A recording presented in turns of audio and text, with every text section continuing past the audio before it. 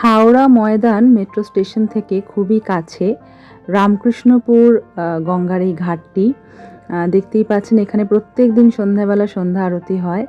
তো আজকে এখান থেকে আমি চলে যাব ফেরি ধরে বাবুঘাট। মানে এবার এখান থেকে আমি ফেরি ধরবো এবং ধরে বাবুঘাট যাব। তো মনে হলো ভিডিওটা আপনাদের সবার সঙ্গে শেয়ার করি। আমার ভীষণ মনোরম লাগছিল এই জায়গাটা, পরিবেশটা। ঘাটটি খুবই পরিষ্কার।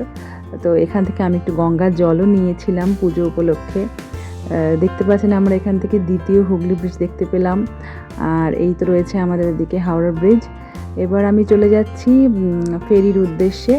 আর এই প্রথম আমি গঙ্গায়, এর আগে আমি কলকাতা ক্রুজে ঘুরেছি, কিন্তু এরকম ছোট ফেরি করে গঙ্গা পারাপার এটা আমার প্রথম অভিজ্ঞতা। এর আগেও আমি দু তিনবার গেছি গঙ্গায় ফেরি করে, কিন্তু এরকম ছোট ফেরি করে আমার খুব ভালো লাগছিল এবং খুব হাওয়া দিচ্ছিল।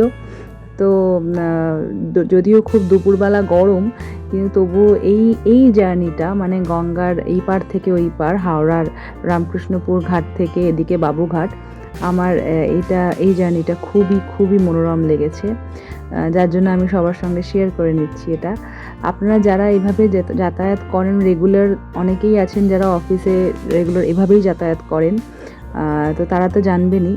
আর যারা জানেন না, তাদের জন্য এই ছোট ভিডিওটি যদি কিছু হেল্পফুল থাকে, আপনারা কিন্তু এভাবে অনায়াসেই গঙ্গার এই পার থেকে ওই পার খুব সুন্দরভাবে, খুব ইজি ওয়েতে যাতায়াত করতে পারেন। ভিডিওটি ভালো লাগলে একটি লাইক করে দেবেন। Thank you.